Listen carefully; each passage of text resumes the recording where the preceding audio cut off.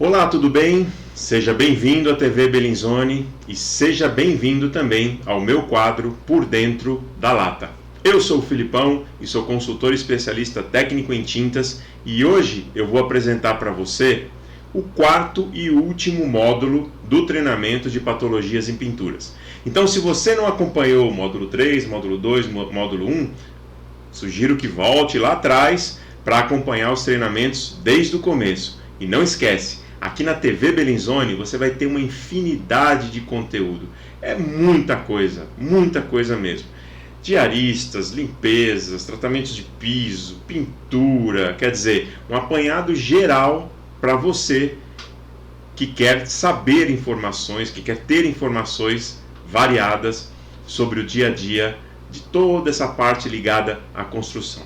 Vamos em frente então, que o tempo está correndo? Vamos lá. No módulo 4, hoje é o último módulo, tá? Então é o último módulo do treinamento de patologias em pinturas. Hoje nós vamos falar sobre trincas e fissuras, vamos falar sobre amarelecimento em esmaltes sintéticos e tintas a óleo, vamos falar sobre diferenças de tonalidade e vamos falar sobre oxidação, ferrugem e corrosão. Fica ligado aí, tem bastante informação para você. Vamos em frente então com a primeira patologia muito comum também: trincas e fissuras. Vamos entender um pouco melhor o que é uma trinca, vamos entender um pouco melhor do que uma fissura. Muita gente confunde, tá, os dois, né? O tratamento para cada um deles é diferenciado, ok? Você não pode ter aí um tratamento igual quando você tiver trinca e quando você tiver fissura. Então vamos entender isso um pouco melhor. Quando a gente fala de trincas, as aparências das trincas são aberturas a partir de 0,4 milímetro, olha, é bem fininho, mas a partir de 0,4 já é considerado trinca. 0,4 milímetros de largura, com começo e final bem definidos. Isso que quer dizer? Quer dizer que você enxerga aonde começa a trinca e onde ela finaliza, tá? Deixar bem claro também que isso é normatizado pela ABNT e a NBR 9573 de 2003 determina essas medições, tá bom? Onde ocorrem as trincas? Elas ocorrem em junções de paredes, lajes, cantos de janelas e portas também, e muros e muretas, quer dizer, qualquer tipo de superfície que tem uma quina, qualquer tipo de sensibilidade da edificação, você vai ter o problema de trincas. E as causas da trinca? Olha aqui embaixo, as causas, quais são?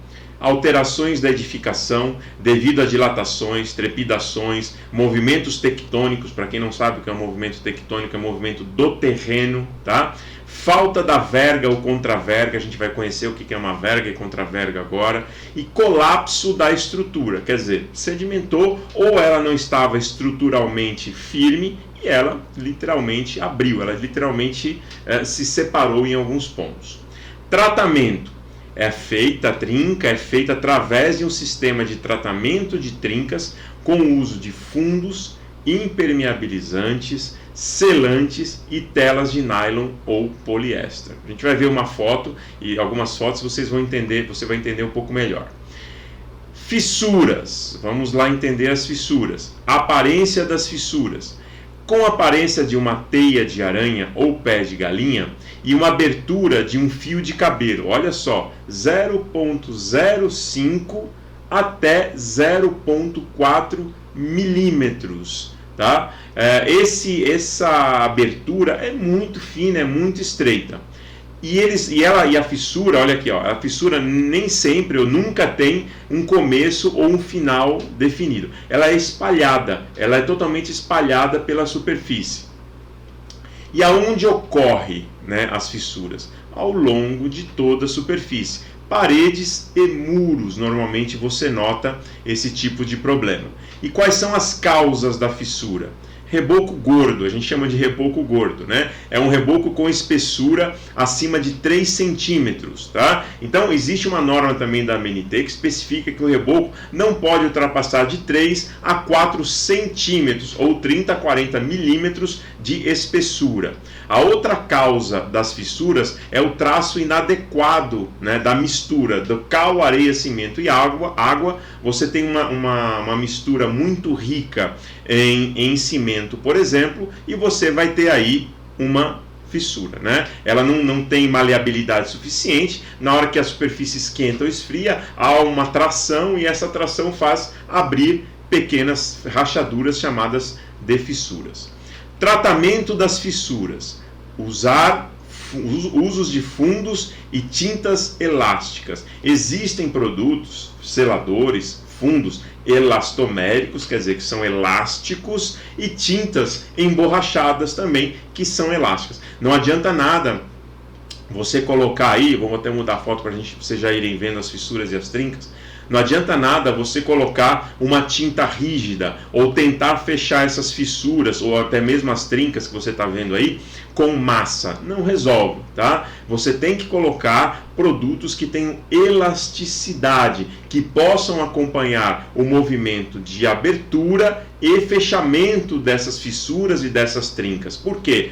As fissuras, por exemplo, a gente já fala das trincas já, as fissuras que são essas aqui, ó, olha aqui, ó, aqui embaixo é uma fissura, aqui no azul também, uma não, são várias, né? São fissuras. Você percebe a diferença da fissura para uma trinca. A fissura, ela é totalmente espalhada pela superfície e a trinca, ela tem um começo e tem um final pré-determinado. Mas vamos falar da fissura, que é o assunto que a gente estava tocando aqui. Então não adianta você colocar uma tinta normal, ou um selador normal, ou somente um fundo preparador. Não. Você tem que preparar essa superfície de acordo com o produto e utilizar produtos que tenham elasticidade, que possam acompanhar essa movimentação de abertura e fechamento dessas fissuras, ok? Então você tem que utilizar seladores e tintas elásticas, elastoméricas, mas sempre lembrando que lavagem é muito importante, a lavagem dessa superfície é muito importante e a utilização do fundo preparador também vai muito bem aqui. Quando a gente fala de trinca, olha aqui a verga e a contraverga que eu estava explicando, ó, tá vendo esses dois reforços de concreto? Eles servem justamente para reforçar os cantos das janelas e das portas, para evitar que as trincas apareçam. Então aqui você vê a trinca. No caso da trinca aqui também, ó, nesse caso de trinca, você precisa seguir um processo de restauração dessa trinca com telas de nylon, selatrincas que são mastiques, né, que são tipo uma borracha que você vai preencher essa trinca com esse produto, fundo preparador, seladores elastoméricos e assim por diante. Quando você tiver esse tipo de trinca, é ideal você dar uma olhada no sistema reparador. Existem muitos sistemas, processos de sistemas reparadores de trinca, e a escolha do produto ideal também é muito importante, tá?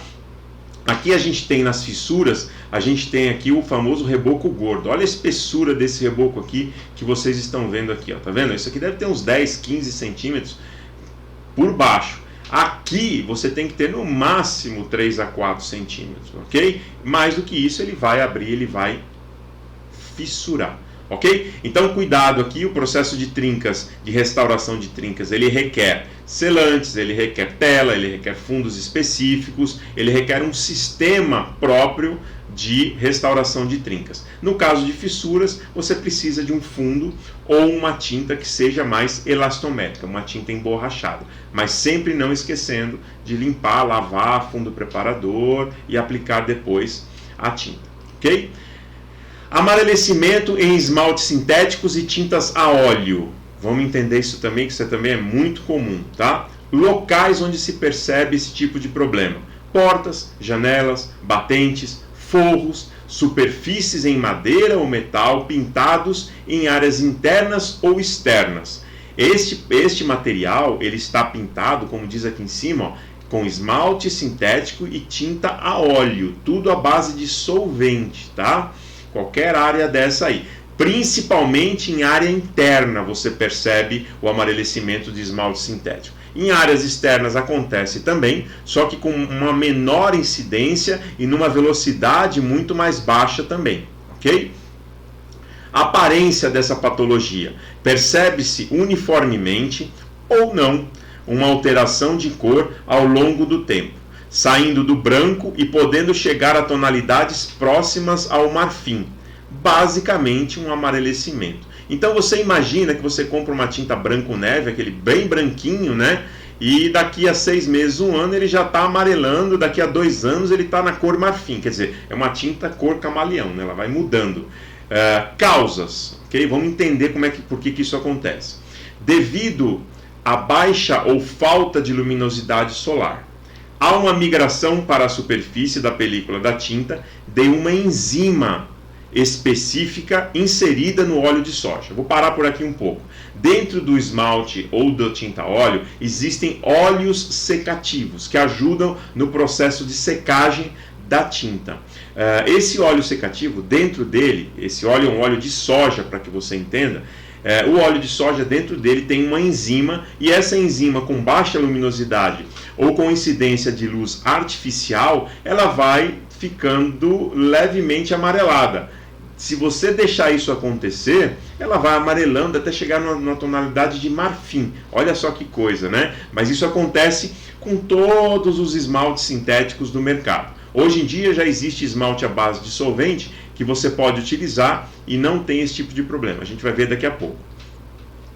Então esse óleo é usado como auxiliar secativo, como eu falei para vocês, dos esmaltes sintéticos, tintas óleos e também verniz. Só que como o verniz é transparente, não é branco, você não vai ver amarelecimento nenhum, tá bom? Então quem causa isso são essas enzimas dentro dos óleos secativos. Olha aqui uma foto. Você percebe aqui, olha essa diferença, ó. Essa foto, essa porta da esquerda, ela foi utilizada um esmalte sintético à base de solvente acetinado. Essa aqui já foi repintada com um esmalte um esmalte acrílico à base de água, tá? Que é uma das soluções. Então o que eu faço? Ó, isso aqui inclusive é a porta de um amigo meu, uma casa do amigo meu, do hall do amigo meu, né? Você percebe a cor da parede aqui, que é branca, branca, branca, né? E aqui a porta do vizinho dele, como está amarelado. Olha a diferença dos brancos aqui. Quer dizer, aqui também é um esmalte sintético ou uma tinta óleo à base de solvente, né? Como ela não pega luminosidade, ela pega somente essa luz artificial que vocês estão vendo aqui, ela vai amarelando, amarelando, amarelando. E vai chegar nesse tom aqui, olha aqui do lado direito. Você vê como é que esse amarelo está muito mais forte do que esse aqui, porque esse aqui já estava exposto ao tempo, quer dizer, a falta de luminosidade, na verdade, por mais tempo, tá? E aqui foi repintado com esmalte à base d'água. Então, qual que é a solução para este problema aqui, para essa patologia? Não tem muito o que fazer. Tem que lixar toda essa superfície, porque a tinta está boa, tá? Ela não está com problema, ela só amarelou.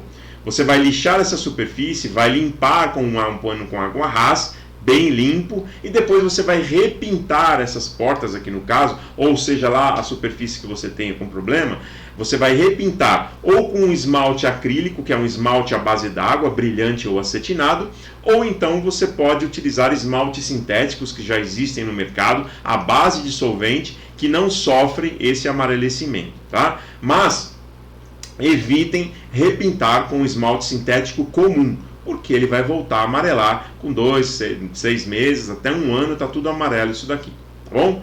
Vamos em frente então. Diferença de tonalidade. Isso acontece muito, né? Vamos entender aí os locais, aparência e causas. Locais onde você percebe essa patologia. Qualquer pintura ou superfície que envolva mais de um lote de fabricação ou se encaixe nas causas abaixo, né? Então quando a gente fala aqui, ó, de lote, aquele lote vem escrito na embalagem. Quando você compra uma tinta, vem o lote de fabricação ali. Se aquela quantidade de tinta que você usou não deu para finalizar e você terminou, por exemplo, uma parede bem no meio, né, ou um muro bem no meio, a gente vai ver algumas diferenças aqui, e você vai ter que comprar outra lata, e essa lata é de outro lote, pode ser que você tenha uma diferença de cor de um lote para o outro, tá? Então evita, por exemplo, terminar uma pintura em meio de parede, termina sempre no canto, e se for possível, calcule a quantidade de tintas o mais assertivamente possível, ou procure achar, se for comprar, o mesmo lote de fabricação, ok? Qual a aparência dessa patologia? nota-se uma diferença de tonalidade em uma ou várias superfícies do local. Normalmente onde há continuação de pintura, como eu falei aqui agora, ó, meio de parede, né? Em um mesmo plano, porém podendo ocorrer em planos distintos também. Por quê? Dependendo da patologia, dependendo da causa do problema, a gente pode ver uma diferença muito grande, que mesmo que seja em cantos de parede, não vai dar para disfarçar, tá? Causas: diferenças de iluminação, diferenças de textura, diferenças de brilho, perspectiva pela distância, diferenças entre lotes, variações de dimensões. Olha quanta causa. Olha, presta bem atenção, você que está aí, presta bem atenção à quantidade de causas de diferença de tonalidade. Variações de dimensões, mudança de tecnologia. Por exemplo, você está pintando com uma tinta acrílica fosca de parede, aí você quer pintar a porta, por exemplo, de uma tinta acrílica, de um esmalte à base d'água na mesma cor. Vai dar diferença de cor, não tem nem conversa, tá? Porque são tecnologias distintas. Problemas no sistema tintométrico, que é a máquina de cores, né? Pode acontecer uma falha, um entupimento, uma falha no software, no hardware, pode acontecer um erro de fórmula, pode acontecer esse tipo de problema. E alteração de fórmulas, o que isso quer dizer? A fábrica X lá, ela tinha uma formulação para aquela cor da máquina, por exemplo, da máquina, e você comprou aquela cor naquela formulação. Aí houve um ajuste dessa cor. A fábrica mandou um ajuste e mandou para a loja a nova formulação, tá? A loja inseriu lá no sistema lá a nova formulação e você precisou de mais daquela cor, mais produtos daquela cor. Aí você foi lá e comprou. Na hora que você comprou, veio a fórmula nova em comparação à antiga que você já tinha. Vai dar diferença, tá? Então fica ligado nisso também. Outro problema, por exemplo, aconteceu muito isso em muitas empresas de tinta aí há um tempo atrás. Padrão gelo, né? O padrão gelo era um, hoje é outro. Então se você compra uma tinta com padrão do gelo antigo e quer continuar a tua pintura com o padrão do gelo novo, você vai ter diferença de tonalidade. Não tem jeito, tá? Você vai ter diferença de tonalidade. Então tem que ficar ligado muito nisso daí, ok? Vamos em frente aqui. Olha isso aqui, ó. Aqui são alguns exemplos de diferença de tonalidade. Esse aqui é um exemplo muito interessante, tá? Você sabia que a atmosfera, a umidade relativa do ar, o reflexo da luminosidade pode alterar e muito a visualização de uma cor? Imagina, olha a cor dessa primeira montanha aqui que vocês estão vendo em comparação à segunda e em comparação à terceira. Qual que é? Por que está dando essa diferença aqui? Primeiro é pela distância, né? Aquela lá atrás está lá no fundo e essa está bem próxima da gente aqui. Mas o principal aqui é a quantidade de partículas de água, né, de umidade relativa do ar na atmosfera. Isso trabalha como uma lente ou como um filtro, alterando a visibilidade da cor. Não é legal isso? Muito louco. Isso pode acontecer também com poluição, tá? Por exemplo, em cidades que você tem muita poluição e a distância, como a gente está vendo aqui, e a distância você consegue ver diferenças de tonalidade também, se você tiver com uma mesma cor perto e a outra lá longe. Olha aqui também, ó, diferença de recorte. Ó. A pessoa fez o recorte aqui na superfície e deu uma baita diferença de cor. Por quê? Aqui é sombra. A trincha, o pincel, ela faz o recorte, né? Ela deposita a tinta de forma diferenciada do rolo, que é essa maior parte aqui. Então, as estrias, né? A marca das estrias da trincha nessa superfície fazem com que haja um sombreamento dessa tinta muito maior. Enquanto na área maior aqui, que é essa área maior, existe aí uma reflexão, uma refração de luz mais uniforme. Aí você percebe essa diferença. Então o que eu faço para resolver aqui? Fez o recorte com a trincha, com o pincel, depois vem com um rolinho ali, ó, para igualar, deixar a textura da trincha aqui igual à textura da parede que está aqui embaixo, tá bom? Olha aqui, ó, diferença de lote de fabricação ou diferença de formulação de máquina, tá vendo? Olha aqui como é que é, ó, tá? Você percebe nitidamente, parou em meio de parede ou tem que fazer um retoque aqui, ó, e o produto está aplicado já há muito tempo, olha a diferença que dá, né? Esse lado aqui está parecido com esse, mas esse já não. Quer dizer, essas diferenças de tonalidade pode ser por retoque, que você quis pintar essa parede depois de um tempo que ela estava pintada, somente esse pedacinho aqui, ele vai causar essa diferença. Então não tem jeito, aqui para resolver tem que pintar a parede inteira, tá? Não tem o que fazer. Nesse caso aqui também você percebe, né? Padrão de branco, de esmalte aqui já é mistura de tecnologia, né? Você tem um esmalte aqui mais base d'água, você já tem um esmalte aqui base de solvente que já sofreu um amarelecimento, você percebe aqui, ó. Aqui você pode ter também uma diferença de sombreamento de uma superfície para outra. Essa daqui pode pegar menos luminosidade do que essa, então você nota essa diferença também. Olha aqui está muito nítido, né?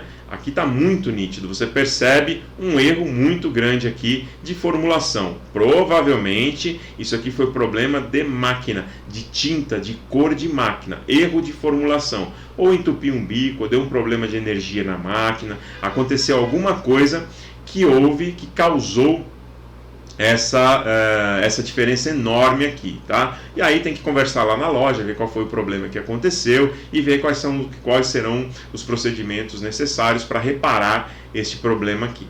E tem a máquina aqui que eu coloquei, também a foto de uma máquina, um sistema tintométrico, que pode acontecer a falha. É uma máquina e pode variar a eletricidade, pode ter um bico, os bicos ficam aqui nessa pontinha aqui, ó.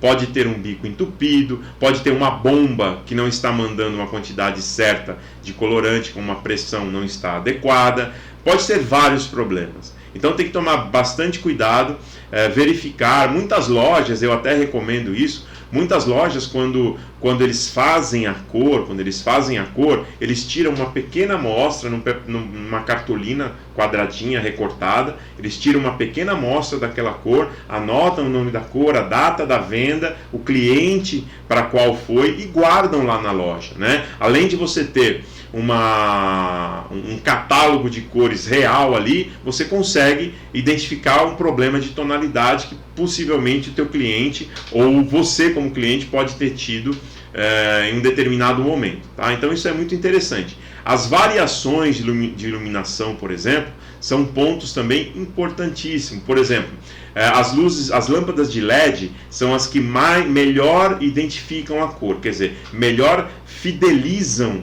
a cor. Essa aqui é a palavra, né? Logicamente a melhor de todas é a luz do sol. Ou então existe umas lâmpadas que são utilizadas na linha automotiva, de repintura automotiva, que são as lanternas, só que não precisamos chegar em tanto, né? Então se você quiser uma fidelidade maior de cor em lâmpadas artificiais, procure utilizar as lâmpadas LED, principalmente as croicas em LED, que são bem próximo da cor real mesmo. Depois a lâmpada incandescente, que hoje nem existe mais, mas antigamente era um problema muito sério, porque ela amarelava demais a cor, né? Então você tinha uma parede azul, por exemplo, e colocava uma cor, uma lâmpada incandescente, aquele azul esverdeava do nada, você nem sabia o que estava acontecendo. Você tinha as lâmpadas frias, que é aquelas lâmpadas a gás, né? Também elas chegavam a azular um pouco as cores. Então, hoje em dia, você tem mais recursos com relação à luminosidade, justamente por causa da invenção do LED. Isso é muito interessante. E esses problemas, né, podem acontecer diariamente, né? Esses problemas podem acontecer sempre, todo dia, toda hora, todo momento, você pode ter esse tipo de problema. Agora, um outro ponto muito importante está aqui embaixo, ó, diferença de brilho, ó, diferença de brilho, aqui, ó, diferença de brilho. Essa diferença de brilho, ela também vai causar uma diferença de cor, ela também vai dar uma diferença de cor, porque o brilho, ele intensifica a cor, né? Ele vai intensificar a cor. Por isso que é importante, quando você tem aí uma tonalidade ou um brilho mais alto, você saiba que essa cor ela vai ficar mais intensa, ela vai ficar mais viva, tá? Se você quiser atenuar essa cor, aí você baixa um pouco o brilho da tinta, que você vai ter uma leve diminuição nessa intensidade. E não compare, né, que nem eu falei, não compare uma tinta brilhante com uma tinta fosca, porque você vai ter problema também de cor. Aquilo que eu falei lá atrás, se você tem uma tinta acrílica fosca aplicada na parede e você aplica uma tinta acetinada do lado, numa porta, por exemplo, diferença de tecnologia vai dar diferença de cor. Diferença de brilho vai dar diferença de cor, tá bom? Oxidação, ferrugem e corrosão. Locais: superfícies em ferro fundido, aço carbono, metalon galvanizados, ou seja, toda superfície que contém o óxido de ferro. Aparência: no início apresenta-se uma tonalidade alaranjada por toda a superfície. Posteriormente há um escurecimento, mudando para um tom vermelho amarronzado e causando uma leve aspereza pela superfície, aumentando gradativamente até chegar na corrosão. Então, quando a gente fala de oxidação, né, a oxidação é o contato com o oxigênio. Quando você tem uma superfície em óxido de ferro, essa oxidação ela acontece constantemente se esse material estiver exposto às intempéries, né? Então, no início, a gente vai ver em fotos mais para frente aqui, apresenta-se uma tonalidade alaranjada, uma cor levemente alaranjada. Depois, essa superfície vai ficando mais áspera até haver uma corrosão, que é a deteriorização do metal em si. Tá? A oxidação, a ferrugem, na verdade, é característica dos metais ferrosos, dos metais que têm ferro. Ferro fundido, aço carbono, metalon, são materiais que enferrujam e corroem. Tá? Causas: a oxidação é o início do processo de degradação do metal, causada pelo contato com o oxigênio, umidade ou maresia, vapores de água salina. A etapa posterior no metal ferroso é conhecida como ferrugem, que é o primeiro sinal da corrosão, que pode chegar à destruição total desse metal, ok? Se o metal não for tratado, este será um processo irreversível. Se o metal, o aço carbono, o metalon ali, se ele não receber uma pintura, um tratamento, uma capa protetora, essa corrosão ela vai acontecer até acabar com tudo, até virar um pó de ferrugem na superfície. Uma curiosidade: por exemplo, você já deve ter visto alguns filmes, por exemplo, alguns vídeos, documentários de aviões, de navios no fundo do mar, que estão imperfeitos, há anos e anos e anos e anos, estão no fundo do mar e estão perfeitos. Por que eles estão assim? Porque embaixo da água, quanto mais fundo no oceano, menor é a quantidade de oxigênio. E para haver a oxidação, você precisa do oxigênio, né? Então essa é apenas uma curiosidade. Outra curiosidade que eu coloquei aqui embaixo, ó, aproximadamente 25% de toda a produção mundial de aço abastece somente o mercado de reposição. Claro, eu não sou bobo, né? Se eu fabrico aço, eu quero vender o aço. Por isso que o aço foi feito para enferrujar, foi feito para estragar e foi feito para ser trocado. Olha só, 1/4 da produção mundial de aço, ferro, metal ferroso é produzido apenas para repor o que estragou, o que apodreceu, o que corroeu e foi embora. Tá? Aqui a gente tem algumas fotos. Olha só, aqui dá para perceber perfeitamente, ó, esse é o primeiro processo, que é a oxidação. Essas manchas alaranjadas que você está vendo aqui, ó, isso aqui é a oxidação. Eu coloquei até uma maçã, banana, né, tem uma foto de uma maçã aqui, mas isso acontece em várias frutas, né, banana também. Quando acontece o contato com o oxigênio, você nota esse escurecimento. Depois vem a ferrugem, que já são essas manchas amarronzadas e já causam uma aspereza maior no metal, quer dizer, já começa a degradação do metal. Depois vem a corrosão, que são todos esses buraquinhos que vocês estão vendo aqui. Para resolver esse tipo de problema, primeiro, tem que remover completamente a ferrugem daqui, ó, tem que remover através de convertedores de ferrugem, ou através de lixamento, jateamento, escovação do metal, tem que remover esse material. Depois disso é feita uma limpeza com uma solução desengraxante ou então com um thinner, e depois você aplica um zarcão como fundo e aí um esmalte sintético protetor. Tá? Existem produtos, existem esmaltes que você pode aplicar também diretamente sobre a ferrugem. Existem algumas marcas que fabricam esses esmaltes que você apenas limpa essa ferrugem, você não precisa nem lixar nada disso, você apenas limpa essa superfície e pode aplicar diretamente essa tinta de acabamento e ele não vai enferrujar. São esmaltes muito ricos em cromato de zinco, em aditivos altamente anticorrosivos, tá? Então são produtos mais avançados. Mas normalmente você faz uma limpeza, uma remoção dessa oxidação, dessa ferrugem, e vem com um zarcão aplicado ali, e depois você vem com um esmalte da sua preferência, tá? Aqui embaixo você percebe uma animação que tem aqui, olha como é o processo, né? Aqui ele está retrocedendo, e aqui ele está começando a oxidar, até chegar na ferrugem. Quer dizer, aqui na animação ele chega até esse processo aqui, da ferrugem. Ele não chega à corrosão, tá bom? Bem, este foi o quarto e último capítulo do treinamento de patologias em pinturas aqui na TV Bellinzone, no meu quadro Por Dentro da Lata. Fica ligado na programação, tem muito assunto vindo por aí. Em breve vou gravar mais vídeos de outros assuntos para você. Espero que tenha gostado do nosso treinamento de patologias em pinturas e te espero para um novo treinamento em breve aqui na TV Bellinzone. Obrigado por assistir esse vídeo e até o próximo.